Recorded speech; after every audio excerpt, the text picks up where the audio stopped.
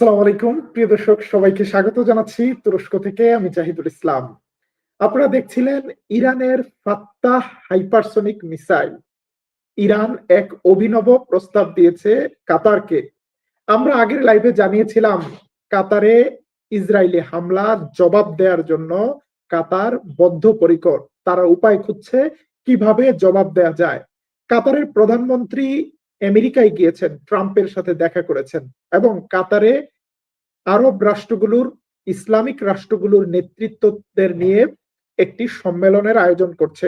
তুরস্কের president রেজেপ Tayyip এরদোয়ানও সেখানে যাবেন। কাতার উপায় খুঁজছে কিভাবে ইসরায়েলি হামলার একটি জবাব দেয়া যায় এবং পরবর্তী হামলা ঠেকানো যায়। মিশরের পররাষ্ট্রমন্ত্রীও কাতার গিয়েছেন। বিভিন্ন ধরনের কৌশল নিয়ে চিন্তা ভাবনা হচ্ছে। এর মধ্যে কাতারকে একটি অনেক বড় ধরনের অফার দিয়েছে ইরান।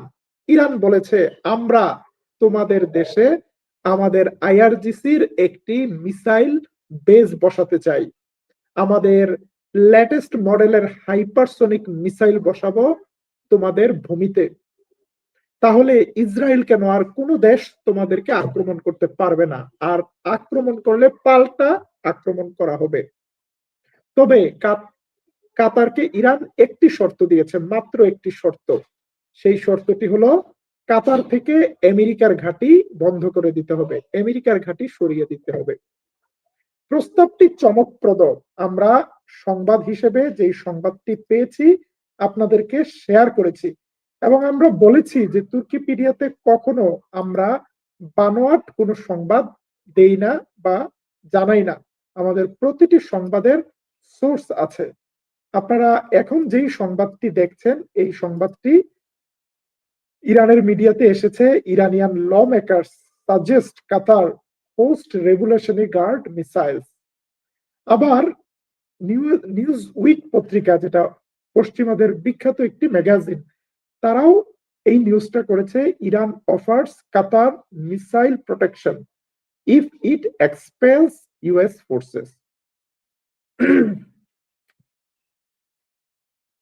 সুতরাং এই সংবাদটি যে শতভাগ সত্য তাতে কোনো সন্দেহ নেই। ইরানের একজন পার্লামেন্ট মেম্বার অর্থাৎ এমপি মুস্তফা, তিনি এই অফারটি দিয়েছেন। এখন প্রশ্ন হলো, কাতার কি এই অফার গ্রহণ করবে? কাতার কি মধ্যপ্রাচ্যে আমেরিকার অন্যতম বৃহত্তম ঘাঁটি আল উবাইদ এয়ারবেস বন্ধ করে দিবে? কাতার কি আমেরিকান সৈন্যদেরকে বাড়ি চলে যেতে বলবে? কাতার কি বলবে যে তোমরা সব জানতে, তোমরা আমাদেরকে প্রমিস করেছিলে আক্রমণ হবে না, তারপরও আক্রমণ হয়েছে? অথবা কাতার কি বলবে যে তোমরা সেই আক্রমণে জড়িত, আমরা তথ্য প্রমাণ পাচ্ছি? এই জায়গায় কবি নীরব। কাতারের আসলে এই মুহূর্তে এইরকম কোনো অফার গ্রহণ করার সুযোগ নেই। কেন সুযোগ নেই?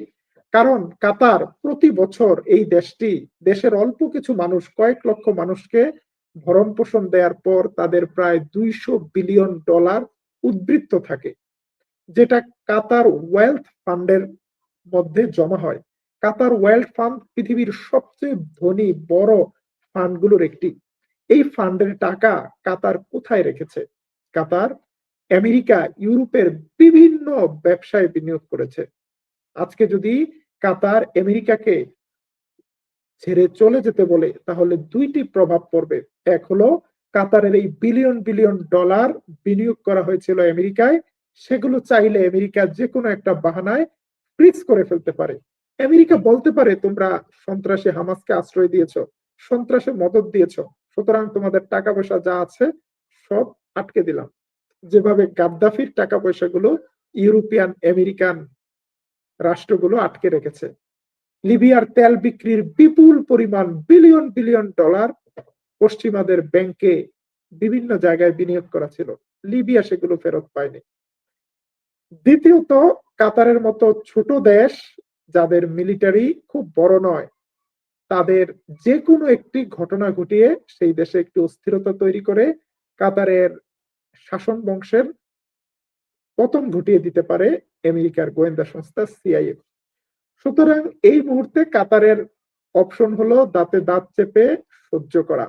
কিন্তু কাতার যদি কমিটেড থাকে যে তারা কিছু একটা করবে, কাতার অনেকভাবে করতে পারে, হয়তো কিছু সময় লাগবে।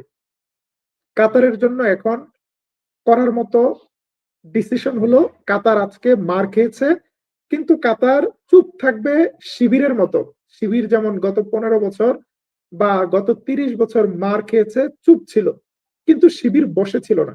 প্রিয় দর্শক, আজকে আমরা এই লাইভে দুটি বিষয় নিয়ে আলোপ করব, একটি কাতার ক্রাইসিস আর একটি বাংলাদেশের জাকসুতে শিবিরের বিজয়, প্রভাব, আগামী দিনের রাজনীতি, এবং দুটার সাথে কানেক্টেড, আপনারা কানেকশন গুলো দেখতে পাবেন।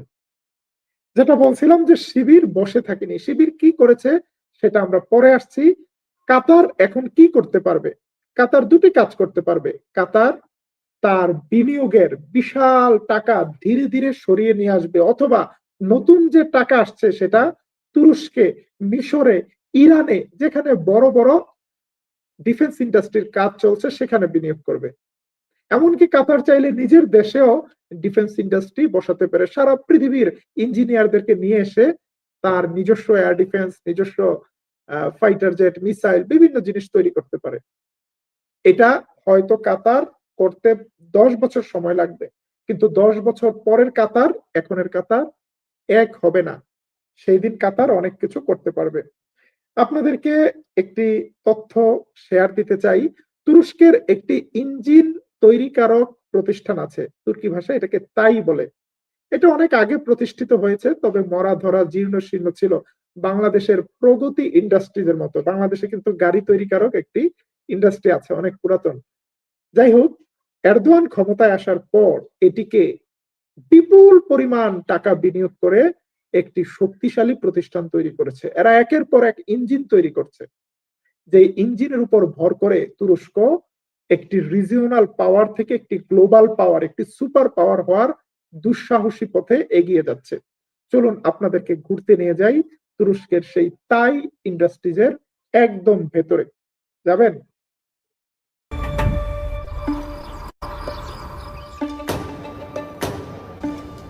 Kime söz verir insan? এটা হলো তাইয়ের অফিসের ভেতরে গবেষণা বিভাগ। Vatanı ve ailesi için yıllarca emek vermiş bir babaya mı? Asırlardır bu toprakları kendine একজন বাবা শহীদ হয়েছিল, শহীদের সন্তান সেই দিন প্রতিশোধ নিতে পারেনি, কিন্তু নিজে বিজ্ঞানী হয়েছে, ইঞ্জিনিয়ার হয়েছে, কাজ করছে। vatan yapmış kahraman bir milletin evlatlarına mı? Geleceği için her gün yorulmadan emek verdiği evladına mı?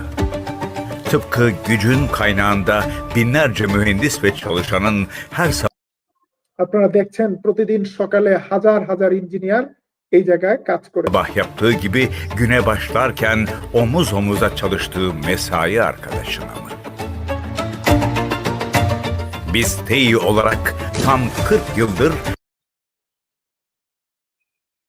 çalışanlarımızdan aldığımız sözü kararlılıkla geleceğe taşıyor, ülkemizin savunma sanayisinin gücüne güç katıyoruz.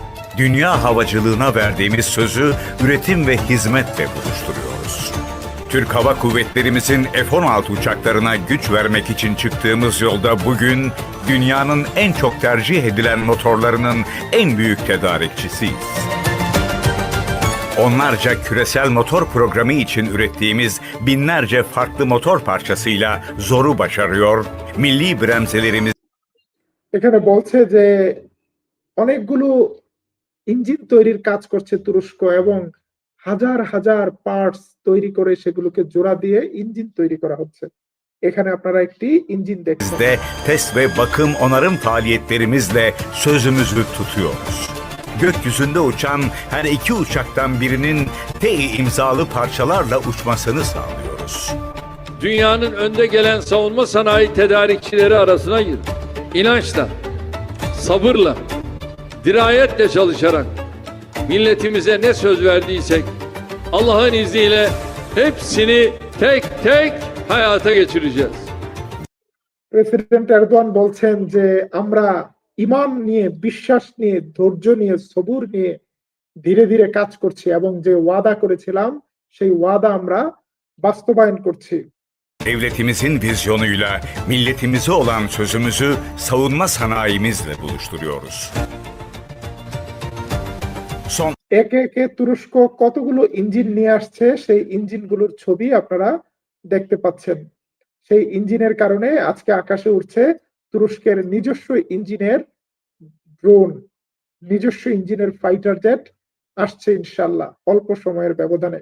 আকাশে উঠছে তুরস্কের নিজস্ব ইঞ্জিনের হেলিকপ্টার। মুসলিম বিশ্বে এটি একটি বিরল উদাহরণ। তুরস্কের কান ফাইটার জেট আসছে, তার জন্য ইঞ্জিন প্রস্তুত হচ্ছে।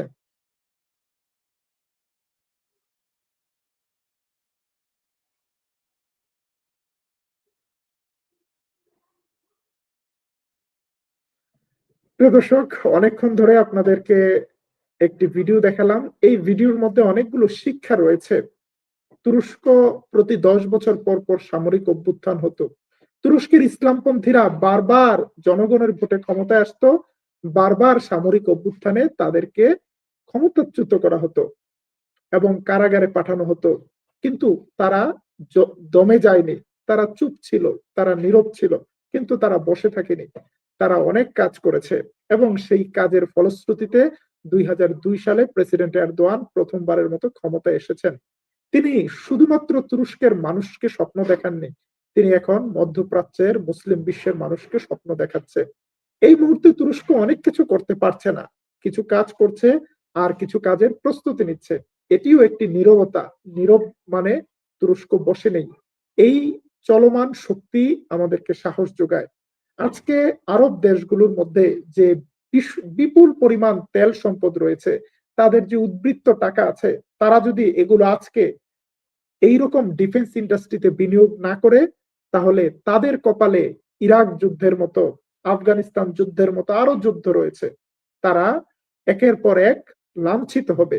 কিন্তু যদি নিজের পায়ে দাঁড়ায় এবং বিনিয়োগ সঠিক জায়গায় করে, তাহলে আজকে জবাব না দিতে পারুক, 5 বছর 10 বছর পরে হলেও জবাব তারা ঠিকই দিতে পারবে। নিউজে যারা প্রথমবারের মতো আমাদের চ্যানেলটি দেখছেন, আমাদের চ্যানেলটি সাবস্ক্রাইব করলে প্রতিদিন তুরস্ক থেকে বাংলাদেশ এবং আন্তর্জাতিক বিষয়ে সংবাদ জানতে পারবেন। আল্লাহ তাআলা জুলাই বিপ্লবের পক্ষের সকল শক্তিকে একসাথে থাকার তৌফিক দান করুক এবং বাংলাদেশি মুসলিম জাতীয়তাবাদের এই জিয়ার দর্শনকে বোঝার তৌফিক দান করুক। আল্লাহ হাফেজ।